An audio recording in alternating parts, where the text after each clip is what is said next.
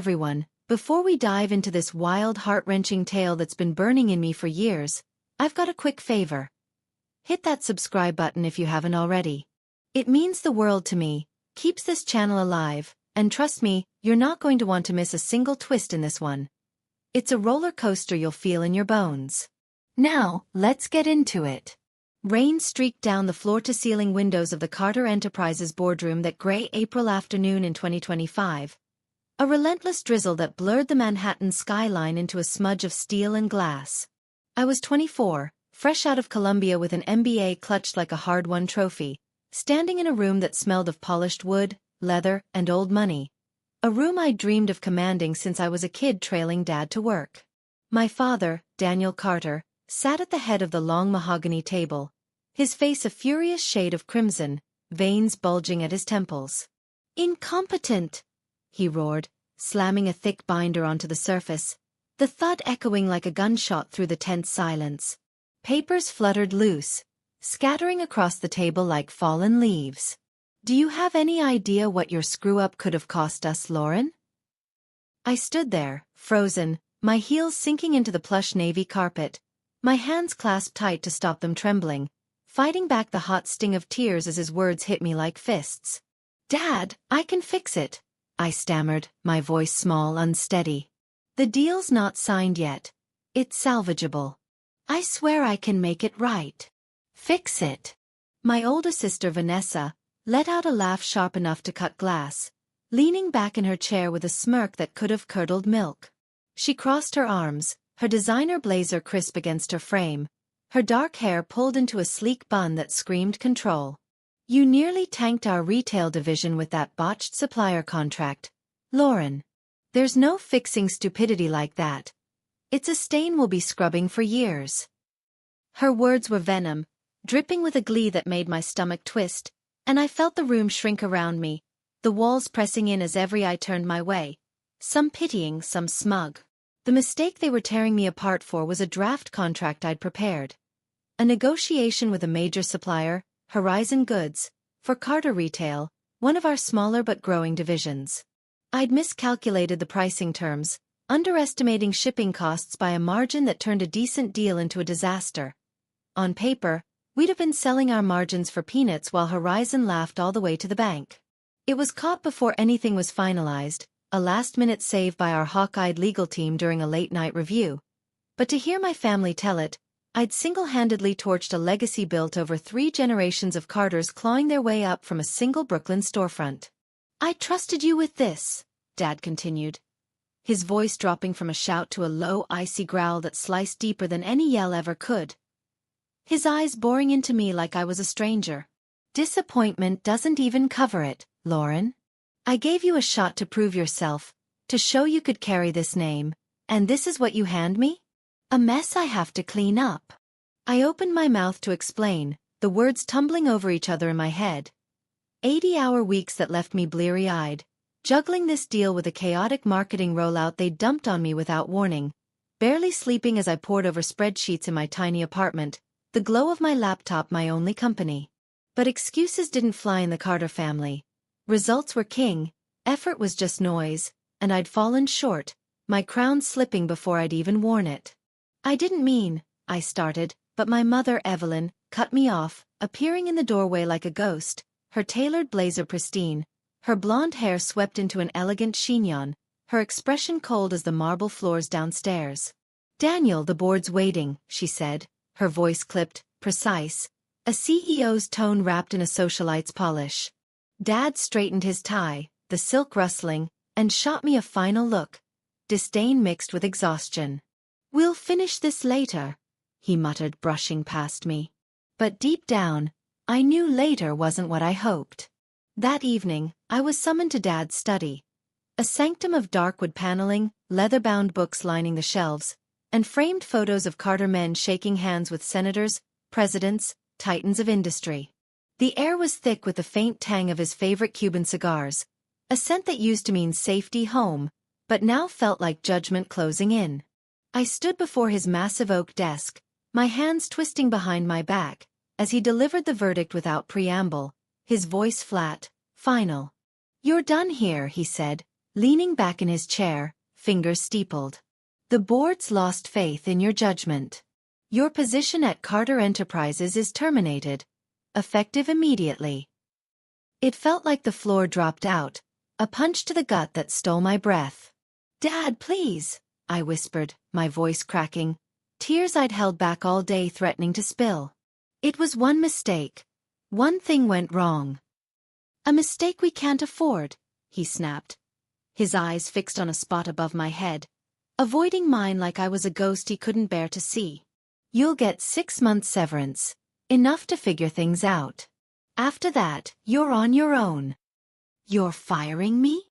I choked out, the word tasting like ash. "I'm your daughter." "That's exactly why this cuts so deep," he said, finally meeting my gaze, his hazel eyes, mirrors of mine, hard as flint. "You're a Carter, Lauren. We trusted you to uphold that name, to prove you belonged here, and you failed. You let us down." Mom's voice slithered in from behind me, smooth and cold. I hadn't even heard her slip in, her heels silent on the Persian rug. "We've arranged a job for you at your aunt's firm in Chicago," she said, her lips barely moving, a perfect mask of control painted over her features. "Far enough to keep this mess from tainting the family name." I spun to face her, my chest tight with disbelief. "You're banishing me from New York? From everything I've worked for?" "It's not about want," she replied, her tone clinical, detached, like she was discussing a merger, not her child's life. "It's decided. Your flight leaves tomorrow morning. Tickets are booked, bags should be packed." "And if I refuse?" I asked, my voice trembling but edged with defiance, a spark flickering through the haze of hurt. Dad's tone turned to steel, unyielding. "Then you're cut off completely. No money, no network, no family. Nothing. Your choice." I stared at them, the parents who'd drilled ambition into me since I could walk, who'd sent me to elite schools, who'd sat me at their knees reciting tales of Carter grit, Grandpa hauling coal to fund the first store, Dad turning it into a chain, promising me a seat at their table one day. Now they were tossing me aside over one misstep, their faces unreadable, their decision a wall I couldn't climb. Only one voice broke through the suffocating silence that night. My grandmother, Margaret Carter, the matriarch who'd taken that single store in 1958 and built an empire of retail and logistics, a woman who wore strength like armor. She stormed into the study, her silver hair wild from the wind outside, her cane thumping the floor with every furious step, her eyes blazing like a storm at sea. "Daniel, you absolute idiot," she growled, pointing her cane at him like a sword. "You're throwing away a diamond because it's not polished to your liking yet. What kind of fool does that?" Dad squared his shoulders, his jaw tight. "Mother, the board's made their call." "The board?" Gran's laugh was a dry, bitter rasp that filled the room. "Those spineless suits you've surrounded yourself with? The ones who nod at your every word because you sign their checks? They wouldn't know value if it bit them in their overpaid backsides." She turned to me, her gaze softening, the lines around her eyes deepening with something like pride beneath the anger. "Lauren, come stay with me. We'll fix this. I'll show them what you're worth." But the humiliation burned too hot, a fire licking at my insides, the rejection too raw to face her kindness. "No, Gran," I said, shaking my head, my voice barely above a whisper. "They've made their call, and I've made mine." I left that night, ignoring Mom's carefully orchestrated Chicago plan, the rain soaking my coat as I hauled my suitcase down the slick streets, the city lights blurring through tears I finally let fall. I didn't look back at the Carter brownstone, its windows glowing like accusing eyes. The severance, 6 months of cushion, would tide me over, but I wasn't running, not yet. What I didn't know as I trudged through the downpour was that Gran had already set a wheel spinning, a slow, deliberate machine of her own design, one that wouldn't stop until it crushed the family's arrogance under its weight, a revelation that would take 10 long, patient years to unfold. I checked into a cheap motel off the highway, the neon sign buzzing outside my window like a dying insect, its red glow flickering across the peeling wallpaper. I sank onto the lumpy bed, the springs creaking under me, my soaked coat dripping onto the faded floral bedspread.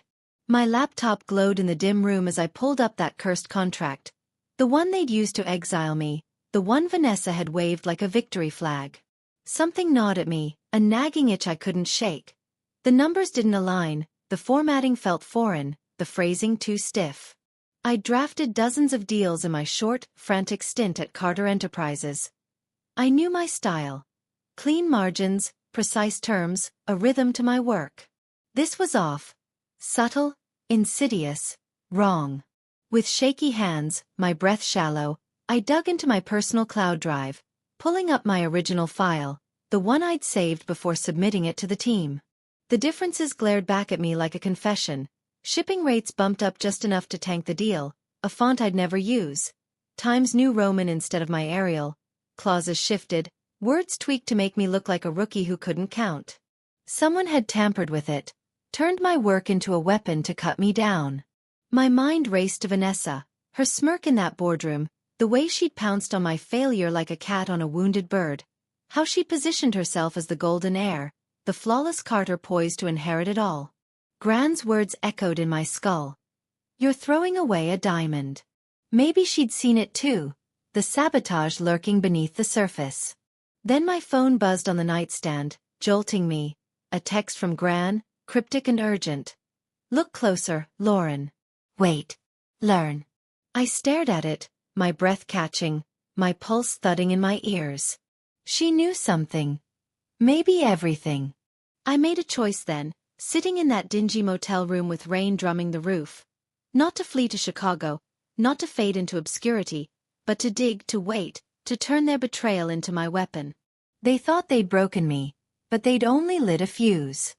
Hey, if you're hooked already, and I really hope you are, drop a quick subscribe right now.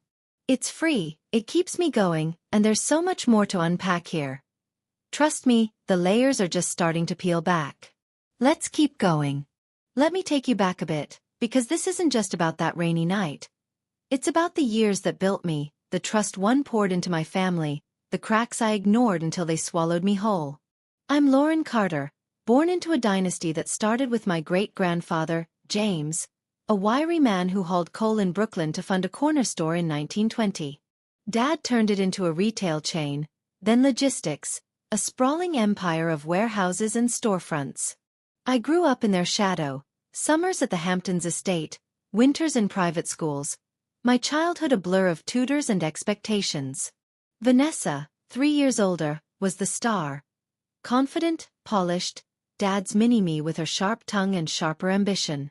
I was the quiet one, the thinker, the girl who'd rather dissect a balance sheet than charm a room. But I loved them, Dad's gruff pride when I aced math, Mom's rare smiles when I presented my first business plan at 12. A lemonade stand with projected profits scribbled in crayon. Gran was my rock though, the one who saw me. She'd sit me on her lap in that same study. Her voice rough from years of balking orders, telling me stories of outsmarting rivals, of building Carter Enterprises with grit and guile. You've got the head for this, Laurie, she'd say, tapping my temple. Not just the name, the brains. I believed her, clung to that faith as I clawed through college, then grad school, dreaming of standing beside Dad, not behind him. That dream died in the boardroom, but it was born years earlier.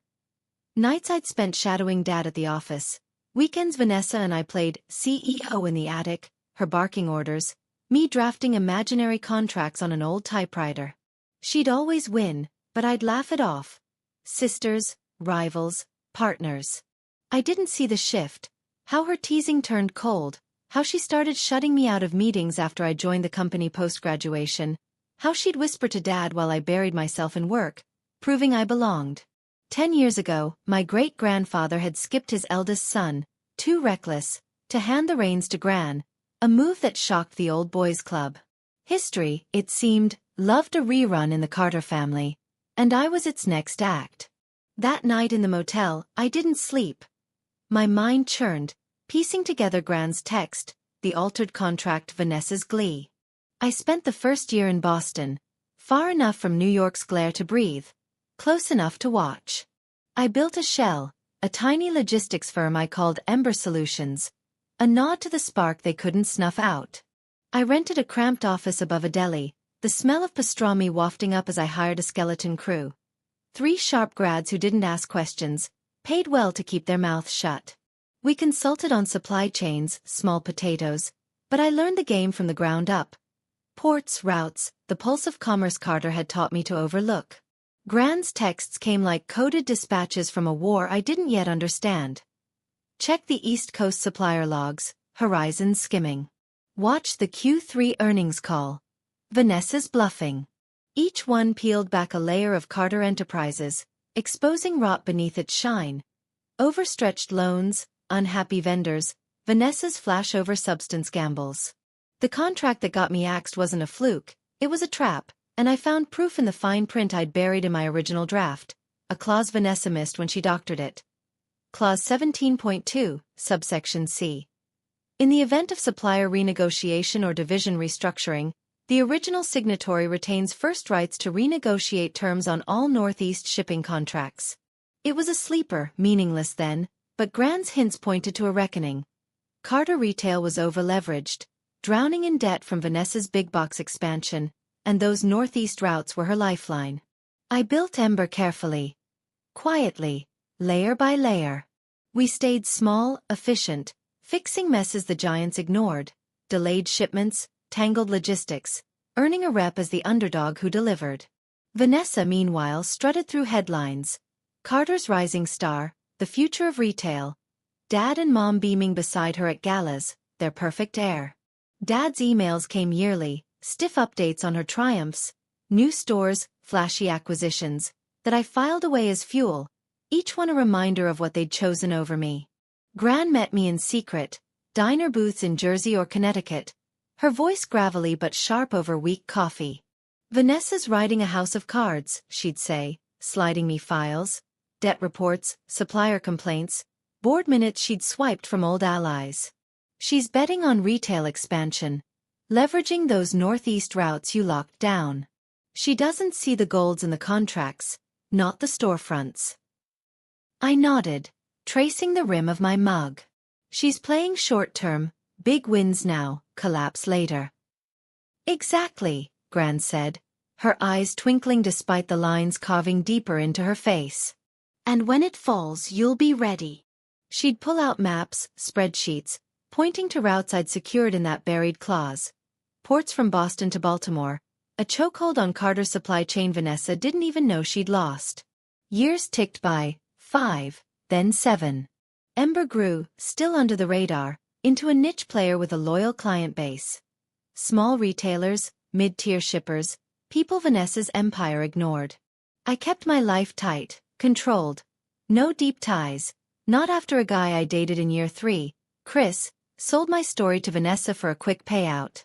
I trusted him. High school friend, sandy hair, easy laugh. Told him everything over beers one night, the betrayal, the plan. 2 days later, Vanessa emailed me. Nice little game, sis. Stay out of my way. I cut Chris off, built higher walls, focused on the long game. Gran's lessons sank in. Trust was a luxury I couldn't afford. Then, 3 years back, the cracks widened. Carter Retail missed payments to Horizon Goods, shipments lagged, stock wobbled like a drunk on ice. Gran, frail now, her hands trembling on her cane, warned me at our last meeting. A diner in Jersey with chipped mugs and a jukebox stuck on Sinatra. Vanessa's leveraged everything. Those Northeast routes are her lifeline now, propping up her debt. Trigger your clause when they restructure, they'll have no choice. I leaned forward, the vinyl booth squeaking. We'll bury them with it. Take it all back. She smiled, faint but fierce, her voice a whisper. That's my girl. Patient, sharp, a Carter through and through. 2 months later, Gran had a stroke. Quick, painless, the doctors said, but it gutted me. I stood at her funeral, back of the church, black dress clinging to me, watching Vanessa play the grieving air in a designer veil, Dad's eulogy praising her as Gran's legacy while I gripped the pew to keep from screaming. They didn't approach me. Maybe shame, maybe fear I'd unravel their charade. Afterward my lawyer Rachel called, her voice brisk. Gran's will readings next week. She insisted you be there. No proxies, all family in person. I smiled into the phone. A grim little curve. Gran, she'd planned this like a chess master, every move calculated. If this twist has you on edge, and I bet it does, hit that subscribe button right now. It's free, and it'll keep you locked in for the payoff. It's coming, and it's big. Back to the story. The will reading was a powder keg primed to blow. I walked into Hensley & Associates, a gray suit hugging my frame. Tailored, expensive, a far cry from the off-the-rack blazer I'd worn at 24. Hair pulled back in a tight ponytail, no trace of the scared kid they'd banished. The boardroom buzzed with tension. Dad at the head, Mom and Vanessa flanking him like sentinels. Board members fidgeting with their ties, whispering about the stock dip that morning. Vanessa smirked as I entered, her eyes flicking over me. But it faltered when I met her gaze, steady, unflinching. Mr. Hensley, Gran's attorney for 40 years, a wiry man with a voice like gravel, started the show. Margaret Carter left explicit instructions, he said, slicing open a thick envelope with a letter opener. His hand steady despite his age. We follow her order to the letter. Standard bequests came first. Mom got Gran's sapphire necklace, Charities got hefty checks, the groundskeeper got her old Buick.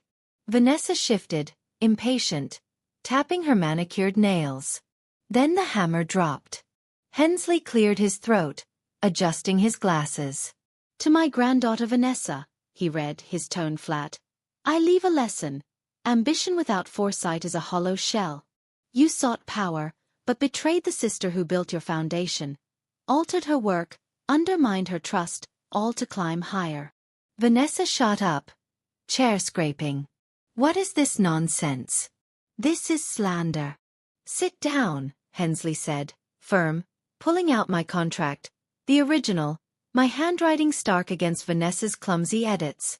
10 years ago, Lauren's work was tampered with to discredit her, by Vanessa, as proven here. He slid emails across the table, Vanessa to an assistant, dated weeks before my fall. Tweak the numbers, make it look sloppy. She'll never catch it. Dad's face went ashen, his coffee mug trembling in his hand. That's old news, water under the bridge, he muttered, but his voice wavered. No, Hensley cut in, sharp. It's fraud. Documented. Deliberate. And Lauren's original clause, 17.2, gives her first rights to Northeast contracts if restructured. Which, per Vanessa's latest supplier pivot last week, they are. I stood, calm as stone, my voice cutting through the rising murmurs. Your big Horizon deal to save the company from your debt spiral? It's dead without my sign-off. And you won't get it. Not now, not ever. Chaos erupted. Board members dialed lawyers, Mom's mascara streaked down her cheeks, Dad clutched the table like it'd anchor him. Hensley pressed on, unfazed. Margaret transfers her majority shares, 51%, to Lauren Carter, effective immediately, along with all family trust voting rights. Vanessa collapsed into her chair, white as a ghost, her breath ragged. This isn't legal, she shrieked. Dad, do something. But Dad was staring at a thick dossier Hensley dropped next. Gran's decade-long record of Vanessa's mismanagement. Cooked books, lost clients, a $200 million debt hole masked by PR stunts. I stepped forward, my briefcase thudding on the table, papers spilling out like battle plans. Ember Solutions has the contracts you let slip, the trust you squandered, clients I've nurtured while you chased headlines. I own this now. What should have been mine 10 years ago before you chose lies over blood. Hensley read Gran's letter last, his voice rising over the din. To my family, Lauren thrived despite your betrayal. She learned while you faltered, every route, every deal, every flaw you ignored. The company's hers. Make it what I dreamed. Learn if you can with love and disappointment, Margaret Carter. Vanessa lunged at me, voice shrill, nails digging into the table. You and Gran planned this. All of it. You scheming little. I cut her off, meeting her glare with ice. No. You planned this when you sabotaged me, when you forged my work to steal my future. Gran and I just made sure you'd face the consequences. Checkmate, sis. I turned to the board, their phones still buzzing. My team's waiting at Ember's offices. Join us. We'll brief you on the restructuring plan I've built. Stay and prove your worth, or leave. Shareholders meet in an hour. Choose wisely. I walked out, Vanessa's scream fading behind me. A banshee wail swallowed by the hum of the city. The next few weeks were a storm. Press headlines screamed Carter's lost heir reclaims throne, the greatest corporate comeback. As I stabilized the company, slashing debt, reviving deals Vanessa had botched with her short-sighted gambles. She sued a desperate flail. It crumbled when Dad, broken and gray, testified about her forgery. His voice hollow in the courtroom. I didn't know. God help me, I didn't see. Mom sent reconciliation texts. Lunch? We can rebuild, darling. I left them unread, their pleas as empty as their promises. Chris, my old friend turned traitor, called too, voice shaky. Lauren, I'm sorry. I was broke, she paid me. I hung up, his apology a decade too late. In Gran's old office. My office. I stood at the window, the city sprawling below, a kingdom I'd reclaimed. I framed that contract, its edges worn. A reminder of losing turned to winning. A final text from Gran, scheduled post-death, buzzed through as I sipped coffee. The Queen's crowned, Lauren. Checkmate. I smiled, touching the frame, my reflection sharp in the glass. They'd cast me out, thinking I'd break, a pawn discarded. Instead, I'd built an empire, and taken theirs, move by calculated move. Hey, if that hit you as hard as it hit me living it, and I know it's a lot, subscribe now. I've got more raw, real stories of grit, betrayal, and triumph coming your way, and I'd love you along for the ride. What would you have done? Fought back sooner? Walked away? Dug deeper like I did? Drop it in the comments. I'm dying to hear your take. See you in the next one.